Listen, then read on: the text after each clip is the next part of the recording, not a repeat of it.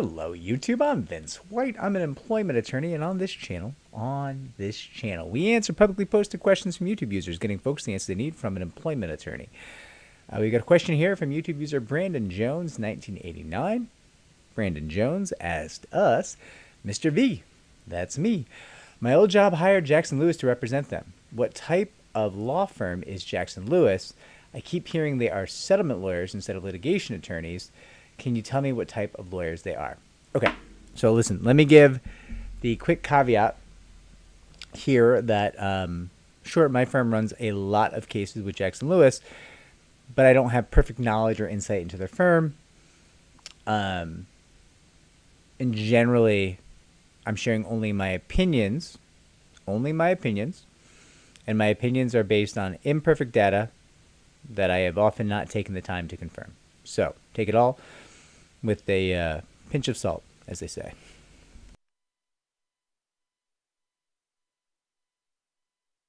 So Jackson Lewis, I would generally describe as a budget option for employment defense. This is a great option for employers for a variety of reasons, but often you'll find that Jackson Lewis competes on price in a way some other firms might not. Now, that's not a bad thing.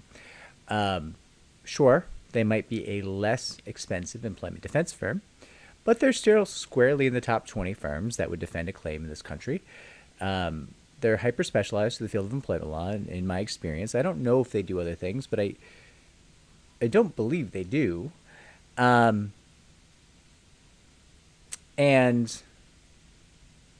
one of the best things you can say about Jackson Lewis is that their associates and their, I think, shareholders, they call them now. I think they don't have partners anymore. I'm not fully positive on that. They get a lot of touches. They get a lot of repetitions.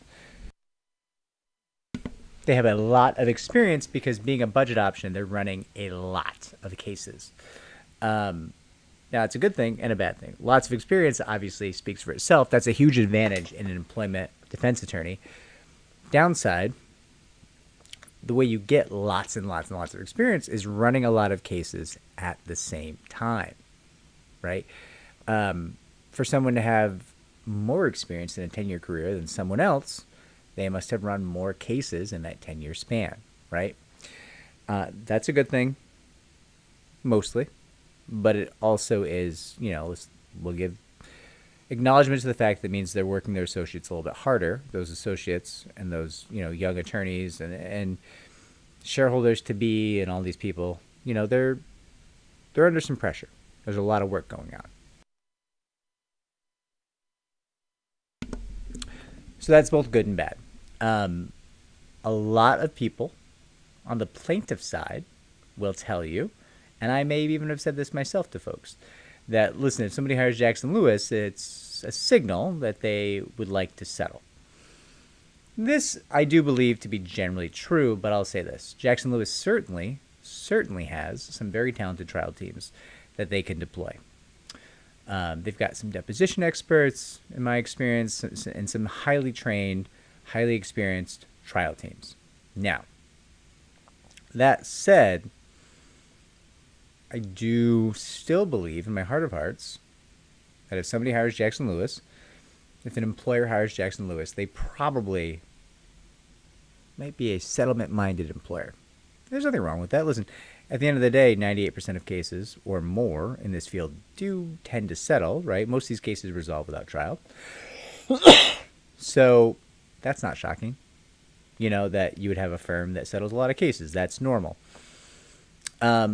One negative thing I'll say about Jackson Lewis, and this is based on imperfect information. This is information I received from friends, past, present friends, who exited Jackson Lewis. Jackson Lewis went through some turmoil with this move.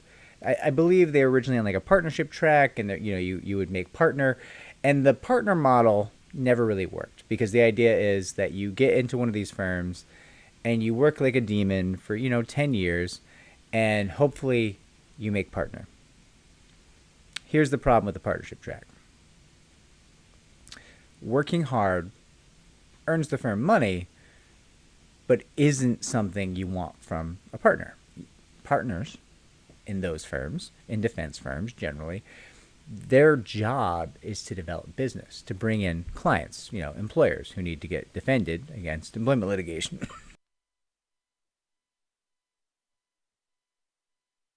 So what you find in a lot of these situations is you get these young associates working very, very hard for not very good pay, not very competitive pay in the world of employment defense. And generally speaking, they work so hard, they might not have a ton of time to develop their book of business. They might not have a ton of time to build up the skill set of developing clients. So these very, very hardworking associates might tend to not make partner under that old system. Now, that's an indictment of the partner system everywhere. All big law partner systems share that fatal flaw, in my opinion. And Jackson Lewis, let me stress again, I have an imperfect understanding of this, but what I've been told is they switched to something called a shareholder system.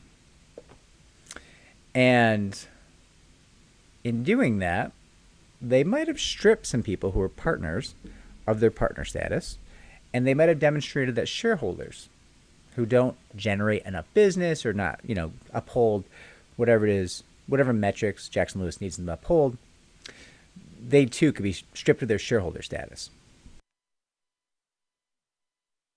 Now, this created a significant issue with their young class of attorneys who were, in my opinion, very talented.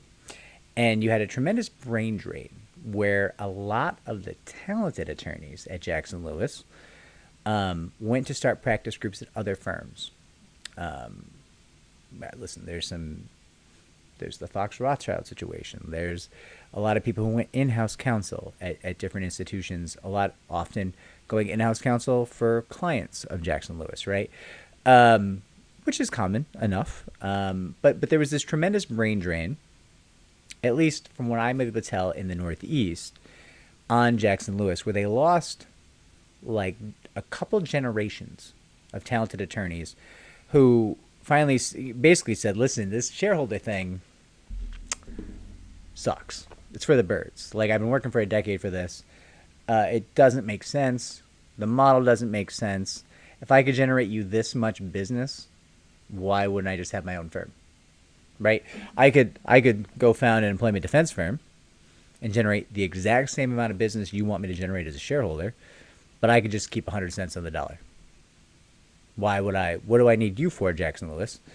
It's not as though your big law pedigree is quite what it once was, which is true of all big law. I'm not singling out Jackson Lewis here. There's no big law firm where you're like, wow, they're amazing anymore. Generally speaking, it's just, oh yeah, it's a big firm. Okay. Right? It's a different world now, 2025. So Jackson Lewis lost a lot of its best and brightest for a significant period of time. I don't know if they're still doing that, but it appears to me as an outside observer, they lost a huge number of their best and brightest, and that impacted the quality of some of their offices. I'm not saying any of those offices are bad. Frankly, you can pay a lot more for defense representation in this field and get a much worse product than Jackson Lewis almost anywhere in the country. That right? I don't want to single anybody out, but like I can think of firms billing $1,600 an hour that I would pick Jackson Lewis over them every single time. Every single time. So let me be clear. I am not mocking Jackson Lewis here. I'm just saying some of these offices lost a generation or so or more of their best and brightest. And that is quite a blow in an industry without enough attorneys, right? There are not enough employment attorneys in the world. And Jackson Lewis does not pay the best. Their compensation is, from what I understand, pretty meh. Aggressively meh. especially in light of the metrics in terms of work that they've set, hours worked, right? Hours billed, but also just the development metrics for developing business. As I understand it, you would generally say, hey, this doesn't make a lot of sense. If I'm going to work myself into the ground, force my family into divorce, and slowly destroy myself, you would think that I would do it for my own gain, not yours. Yet somehow, big law in general, and from what I'm told, Jackson Lewis, still manages to scam some folks into that lifestyle. Different strokes for different folks.